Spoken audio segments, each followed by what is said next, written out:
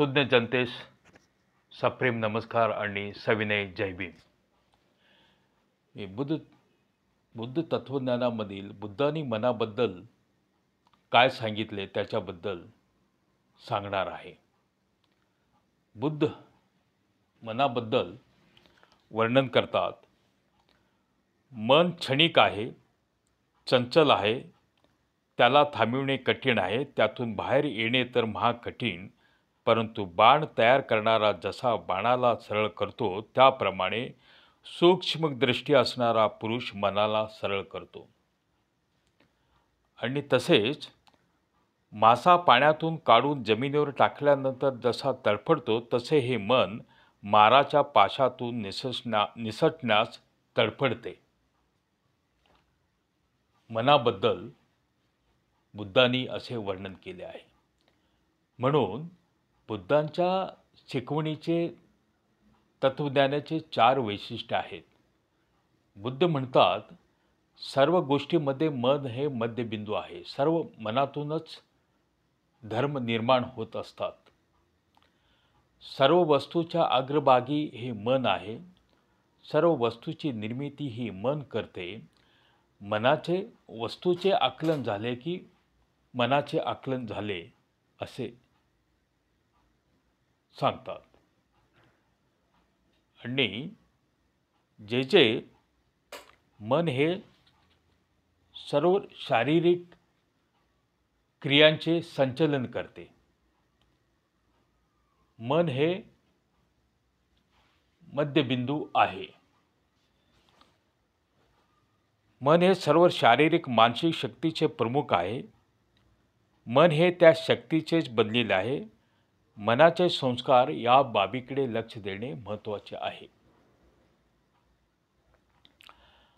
आता मन हे उगमस्थान. बुद्धाच्या शिकवणीचे दुसरे वैशिष्ट्य असे की आपल्यामध्ये निर्माण होणाऱ्या आणि आपल्यावर बाहेरून ज्याचा परिणाम होतो त्या बऱ्या वाईट गोष्टीचा उगमस्थान हे मन आहे. जे वाईट आहे आणि वाईटाशी संबंधित आहे आणि आपण त्याच्या अधीन असतो आणि जे चांगले आहे आणि आपण त्याच्या अधीन असतो ते सर्व गोष्टी मनातूनच उगम पावतात. आणि तिसरे वैशिष्ट्य असे की चित्तशुद्धी. बुद्ध म्हणतात कुठलेच पापकृत्य न करणे म्हणजेच धम्माचा सारांश असे आहे की धर्माचे सार चित्तशुद्धी हेच आहे. आणि धम्मपालनाचे चौथे वैशिष्ट्य धम्मपालनाचे पालन, धम्मतत्वाचे पालन. बुद्धाच्या शिकवणीचे चौथे वैशिष्ट्य असे की बुद्धांचे तत्वज्ञान हे धर्मग्रंथात नसून ते पालन करण्यात आहे. असे हे बुद्धांचे शिकवणीचे 4 वैशिष्ट्य आहेत. आणि या शिकवणीमध्ये मोठमोठ्या तत्वज्ञान व्यक्तींमध्ये एकमत नाही आहे, भिन्नता आहे. कोणी म्हणतं समाधी हे महत्त्वाचं आहे, कोणी म्हणतं विपश्यना हे महत्त्वाचं आहे, तर कोणी म्हणतं हे भिक्खूंना दिलेल्या गुप्त मंत्रात आहे. असे वेगवेगळे विचार आहेत. पण डॉक्टर बाबासाहेब आंबेडकर म्हणतात बुद्धांना न्याय, मैत्री, स्वातंत्र्य, समता, बंधुता या गोष्टी समाजाला सांगायचे होते असे डॉक्टर बाबासाहेब आंबेडकर म्हणतात. कार्ल मार्क्सच्या आधी 2500 वर्षापूर्वी बुद्धांनी समाजवाद सांगितला आहे. भिक्खू जेव्हा चारिका करत असताना बुद्धांनी दान घेत असताना 3 अथवा 5 घरामध्ये जायचे असे सांगितले. कारण समाजवाद म्हणजे 3 अथवा 5 घरामध्ये जे मिळते त्याच्यावरच समाधान होऊन आपले जीवन चालविले पाहिजे असे त्यांचे मत होते. म्हणून कार्ल मार्क्स जसे रक्तरंजित क्रांती घडवणे सांगतो, पण बुद्ध तसे सांगितले नाही. जे भांडवलदार असतात त्यांचे मन परिवर्तन केले तर समाजवादामध्ये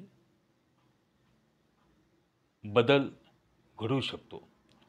म्हणून उदाहरण म्हणून विप्रो कंपनीचे मालक प्रेमजी अजीज यांनी समाजाला मोठ्या प्रमाणात दान करतात. तसेच मायक्रोसॉफ्टचे मालक बिल गेट्स हे पण समाजाला मोठ्या प्रमाणात दान करतात.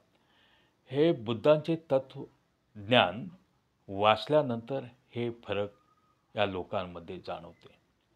म्हणून बुद्धाने 29 वर्ष असताना त्यांनी गृहत्याग केला. 6 वर्ष